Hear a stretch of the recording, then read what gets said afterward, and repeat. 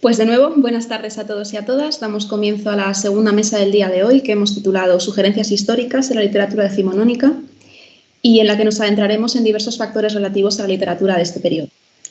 Recordar simplemente que es importante que todos muteemos el micro y apaguemos la cámara, de forma que todo sea más cómodo para el comunicador. Las únicas personas que deberían tener el micrófono activado y la cámara activada serían los propios comunicadores en el momento de dar su comunicación. Entonces, conmigo tengo en primer lugar a Javier Muñoz de Morales Galiano y en segundo lugar a Pablo Delgado Cuenca. De este primero, destacar que se graduó en Español, Lengua y Literatura por la Universidad de Castilla-La Mancha en 2016, que tiene un máster en Investigación en Letras y Humanidades por la Universidad de Castilla-La Mancha en 2017, que ha sido becario de investigación en el Grupo de Estudios Históricos y Culturales durante 3 meses, también en la Universidad de Castilla-La Mancha, que hizo 2 años de doctorado a tiempo completo en esta misma universidad, tesis que quedaría inacabada. Sin embargo, actualmente está realizando una nueva tesis doctoral en la Universidad de Cádiz, con un contrato predoctoral asociado al proyecto de investigación Leer y Escribir, La Nación, mitos imaginarios literarios de España. Hoy presenta a la musulmana como tentadora en Ramiro, conde de Lucena, el mito erótico ante los valores tradicionales. Pues cuando quieras, Javier, te escuchamos. ¿Se me escucha? ¿Se me escucha? ¿Se me escucha bien, no? Vale, pues si se me oye y no hay ningún problema, si os parece a todos, voy a empezar con mi ponencia sobre, como bien ha comentado la compañera, sobre Ramiro, conde de Lucena, la novela de Rafael Úmara y Salamanca, publicada en 1823. Bueno, previamente agradecer a toda la organización del Congreso que me hayan dado la oportunidad de estar aquí, cómo no. Ramiro, conde de Lucena, de Rafael Úmara y Salamanca, es una novela, a mi juicio, de importancia capital en la historia de la literatura española, aunque actualmente está olvidada, y de hecho la última reedición que tuvo ni siquiera fue una editorial importante, la tengo aquí, en la editorial Alba, ¿no? Me parece que es del siglo XX, o sea, no se ha vuelto a reeditar, lleva mucho sin reeditar, está prácticamente olvidada, pero sin embargo considero que es una novela, como digo, fundamental por ser la primera novela del romanticismo español. Tuvo un carácter pionero que nunca antes había tenido ninguna otra obra en este país. Y hay mucha discusión sobre si considerar esta la primera o no. También hay mucha confusión entre novela romántica y novela histórica, que esos son términos que muchas veces no están claros, pero no quiero entrar a detallar nada de eso. Simplemente quiero resaltar que yo personalmente tengo motivos por los que considerarla la primera novela del romanticismo español y no conozco pruebas que desmientan esto. Aclarado esto, aclarada la relevancia que tuvo como obra categórica, como punto de inflexión en la literatura, en la historia de la literatura española, pues voy a centrarme en detallar, a colación sobre todo del tema de este congreso, la importancia del erotismo en esta novela, que también es fundamental para poder comprenderla correctamente. O sea, el contenido no lo voy a referir de una manera exhaustiva, sino centrándome sobre todo en lo que respecta al erotismo. Aclarar que la novela se desarrolla en la Edad Media, como era habitual en el romanticismo, aunque bueno, se trata de una novela, como digo, en 1823, cuando el romanticismo aún no se había consolidado. Y la prensa del trienio liberal, o sea, la libertad que daba el trienio liberal, pese a estar Fernando VII todavía reinando, pues permitía que se publicaran obras como esta, que en un clima de censura como el que había antes hubiera sido inviable, como el que habría en la década ominosa, salvo en los últimos años. Y eso pues permitía poner sobre la mesa una serie de cuestiones que eran completamente impensables en otro contexto cultural. El trasfondo de la obra es totalmente tradicionalista y católico, y precisamente en ese sentido reivindica la Edad Media, reivindica los valores medievales, pero lo reivindica de una manera, o sea, reivindica el mismo catolicismo que podría tener el régimen fernandino, pero lo hace de una manera, haciendo uso de una libertad creativa que sería completamente intolerable bajo los presupuestos de dicho régimen, ¿no? El conflicto que trata es el de la conquista de Sevilla, y en concreto de un héroe de la conquista, que es Ramiro, conde de Lucena, que da título a la obra. Es un valeroso paladín cristiano que en cierto momento concreto traiciona a los suyos, traiciona a su religión y traiciona también a su patria, a su religión y a su mujer, porque se queda completamente enamorado de una musulmana llamada Zaida, a la que conoce mientras que ejerce como embajador en la ciudad de Sevilla. Este es el conflicto con el que arranca la novela. y que el propio autor plantea de la siguiente manera. Voy a leer para que puedan hacerse a la idea el comienzo del texto de Húmara, que dice tal que así. El sueño se niega a mis cansados párpados, huye la tranquilidad del corazón. Jamás el sosiego suspende los pesares del criminal. Sobre el lecho de pluma bajo el dosel enriquecido o en la rústica cabaña, su conciencia la acosa.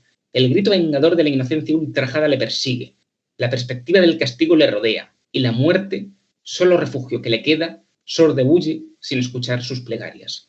El sol no tardará en enrojecer las tiendas cristianas y en dorar los chapiteles de los alcázares enemigos. ¡Enemigos! ¿Pero acaso no son los moros los que defienden esas murallas aborrecidas? ¿No son los sarracenos los perseguidores crueles de mi religión y de mi rey? ¿Acaso no soy castellano?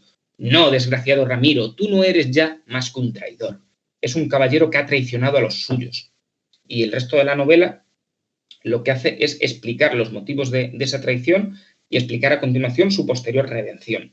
Los motivos de esa traición han sido básicamente ceder a una pasión carnal, a una pasión lujuriosa y extramatrimonial, porque como digo, es un caballero que está casado, pero que ha sido seducido por una musulmana, y eso le llevará a ser infiel a su mujer y a su vez a su patria y a su vez a su religión. Traiciona a los cristianos y traiciona al rey pues, por obedecer a sus impulsos carnales. Por cierto, quiero matizar que aquí el concepto de patria que está utilizando el autor es completamente anacrónico, porque en la Edad Media no existía el mismo concepto de patria que habría luego en el siglo XIX con el surgimiento del nacionalismo. Pero, como todo el mundo sabe, el romanticismo, una de las características que tuvo fue proyectar en épocas pretéritas cuestiones que únicamente tenían sentido en el propio XIX. Vale, esto por un lado es el conflicto general, así como se nos presenta al protagonista, a Ramiro, un héroe que no es plano como tal, no es simplemente un guerrero casto y virtuoso, sino que tiene una dualidad, que en el fondo sabe que lo que está haciendo está mal, pero no puede evitar dejarse llevar por esos impulsos carnales que se le han despertado y que poco a poco el autor irá describiendo. Por otra parte, la mujer en cuestión de la que se ha enamorado, la musulmana, Zaida, que es como se llama, queda caracterizada de la siguiente manera. Voy a leer otro fragmento. Esta belleza altiva había despreciado el homenaje de 100 reyes africanos y en su lujo oriental excedía a las odaliscas del califa. Se creía ella misma en el acto de ceñir a Ramiro con la toca verde y blanca que el poderoso califa le dio en las arenas de la Mauritania y de adornar el arrogante cuello del guerrero con gruesos rubíes y granates reservados para su real hermano. Vale. Una persona, tal como la describe, que está completamente corrompida por el sibarítico ambiente de la nobleza musulmana, en lo que más adelante entraremos en detalles. Todos los lujos del mundo se le han abierto a esta mujer y ella no se satisface con ninguno. Ha rechazado a 100 reyes y sus lujos exceden a las odaliscas del califa. Es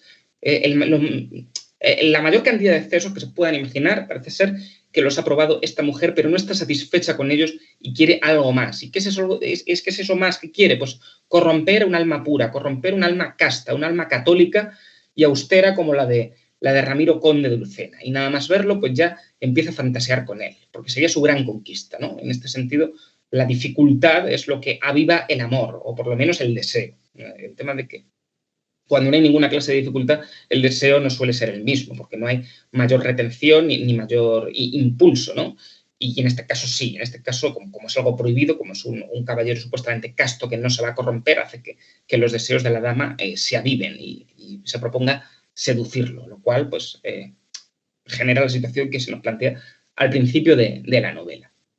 Y bueno, más adelante el propio Ramiro le cuenta a su criado cómo cayó en esta depravación, cual Agustín de Hipona, ¿no? Que fue, como digo, al ejercer de embajador en Sevilla. Llegó a Sevilla y se vio de pronto ante un ambiente que él nunca había conocido, que era el ambiente musulmán. Él había sido un guerrero que siempre se había criado en el ambiente de los católicos y de golpe se ve ante una sociedad, ante unas costumbres que le son totalmente ajenas. Y quiero dejar muy claro que, evidentemente, estamos ante una obra de ficción y no se pretende tanto recrear las costumbres que serían propias de los musulmanes de la época. Como digo, eso sería sobre todo a partir de la novela histórica propiamente dicha, la que llegaría con la influencia de Walter Scott. Esto es una novela romántica, pero no histórica a la manera de Walter Scott.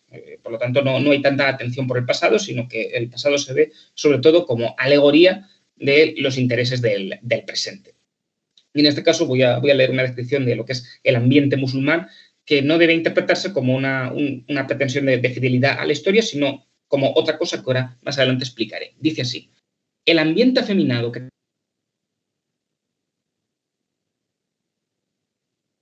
a medias lunas que la cruz aún no había destruido, el lujo que profusa y oficiosamente resaltaba no podía ser del gusto mío, criado a caballo entre el polvo de los campos, entre la sangre de las lides y rodeado de guerreros francos y sencillos. Aquí se oponen dos mundos: el mundo sensual, el mundo materialista, que está encarnado en los musulmanes, y por otro lado el mundo idealista, el mundo de los altos valores, de la austeridad, encarnado en lo católico. Los musulmanes son caracterizados como afeminados, caracterización que muchas veces será recurrente, sobre todo en Zorrilla y otros escritores españoles. De esto ya habló en su día Andreu Miralles, pero esta caracterización de que los musulmanes eran afeminados ya está aquí. Son gente a la que no le gusta la guerra, a la que le gusta más bien el lujo, los placeres sensuales, lo materialista.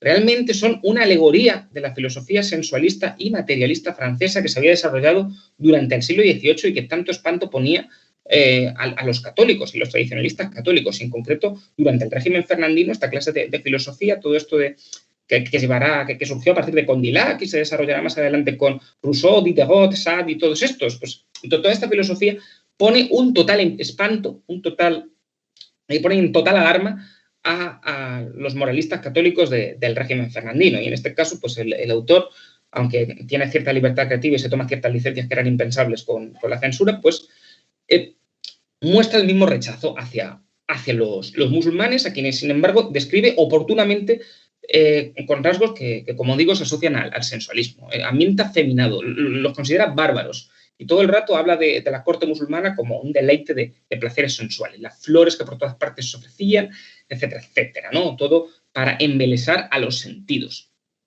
Vale, de hecho, fijaos en el siguiente fragmento que dice tal que así: porfiaba yo con firmeza para marchar al instante cuando una voz dulce y melodiosa hirió impensadamente mis oídos.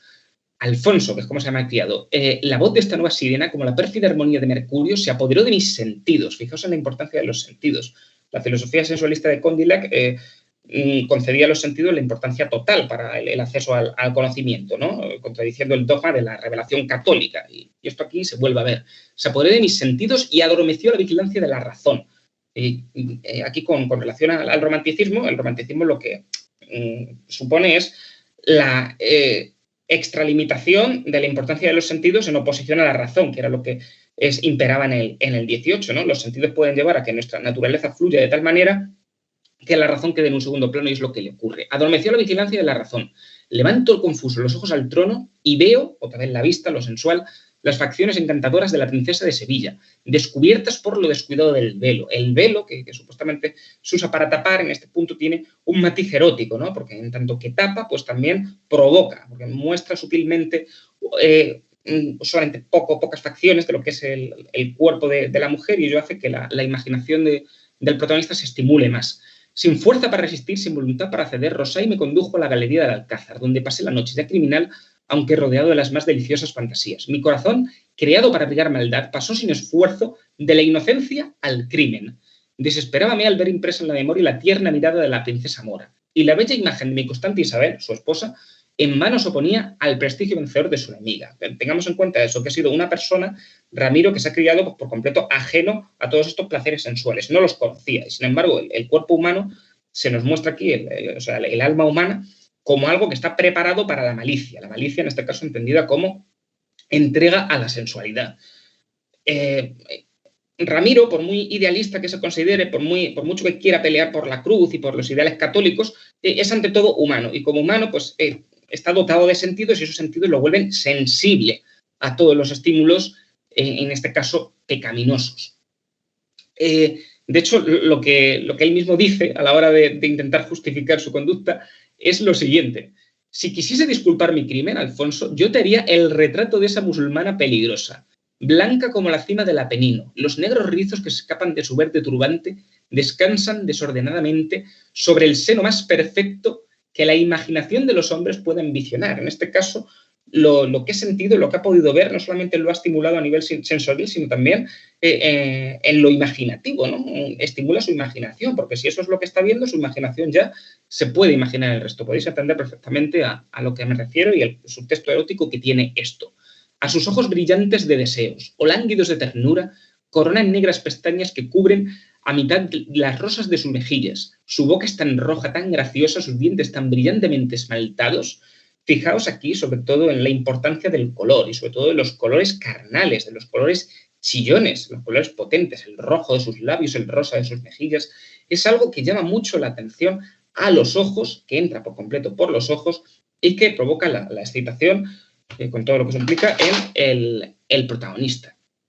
Ni el candor ni la inocencia se advierten en su rostro. No es una mujer inocente, es una mujer que ha probado los vicios de la depravación, que se ha hundido en todas las depravaciones posibles y eso es lo que hace que sea atractiva para el protagonista. Se advierten en su rostro ni en sus miradas voluptuosas. Pero cuando la melodía de su voz, la voz, el otro sentido, lo acústico, lo sensorial tiene mucha importancia aquí ya no solamente por lo visual, sino también por lo acústico. En este caso, la voz es una voz seductora, una voz que atrapa al caballero y lo lleva a traicionar a los suyos.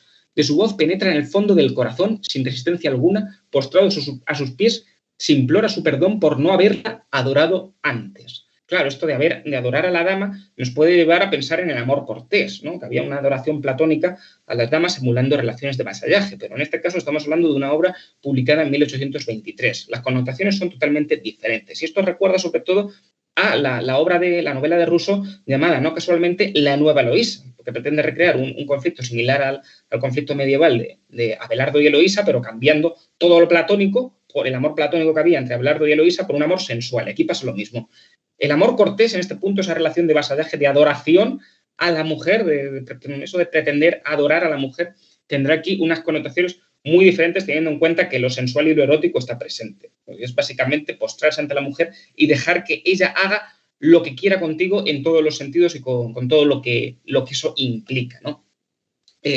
Fijaos en que esto, como podéis entender, con la censura fernandina no se podría publicar, porque ya no solamente es que esté criticando el pecado el autor, sino que está exponiendo con todo lujo de detalles en qué consiste ese pecado que luego pretende criticar, porque como más adelante veremos, la obra luego concluye con que el protagonista se redime, vuelve a reconciliarse con su mujer y abandona a esta musulmana, pero sin embargo explica con todo lujo de detalles en qué consistía ese pecado en el que cayó, y de hecho lo dice tal que sí. Largo tiempo combatí para abrirle. Ramiro al principio se resiste a dejarse llevar por ella, pero la pasión triunfó.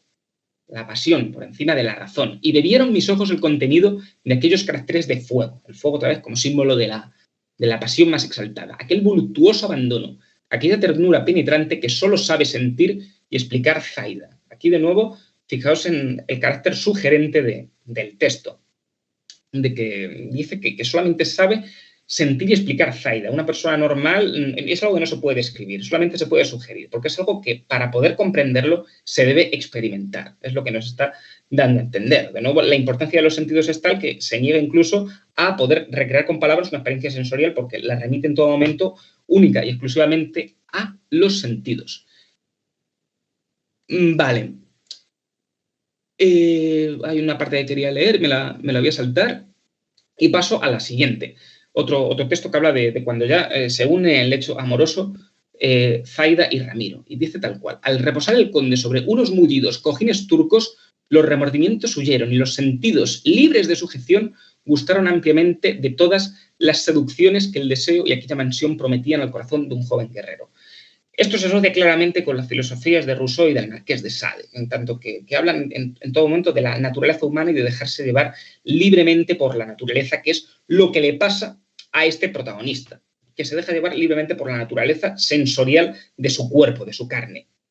Sin embargo, o sea, toda esta filosofía sensualista francesa, que podía parecer más o menos revolucionaria, aquí para combatirla, lo que hace muy habilidosamente Rafael Humar y Salamanca es integrarla dentro de un discurso conservador, de un discurso católico, porque al final el protagonista se acaba redimiendo, se acaba volviendo de nuevo al catolicismo y acaba siendo perdonado. Y el triunfo del catolicismo, la apología del catolicismo que aquí se hace es precisamente a partir del perdón. Muchas veces se habla de que las novelas del romanticismo español los protagonistas suelen ser más licenciosos y más pecaminosos que las extranjeras. Pues es precisamente, considero yo, por su carácter católico. Porque el catolicismo, a diferencia del protestantismo, en tanto que permite la confesión y el perdón de los depravados, pues da lugar a una mayor libertad.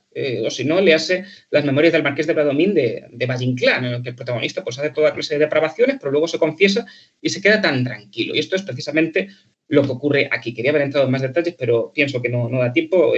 Acabo de llegar justo al límite, así que mi ponencia la doy por concluida aquí. Luego, en el debate, si tenéis alguna duda, pues me la podéis preguntar, y si no, pues cuando se publiquen las actas de esto, pues podéis leer más detenidamente sobre este tema. Muchas gracias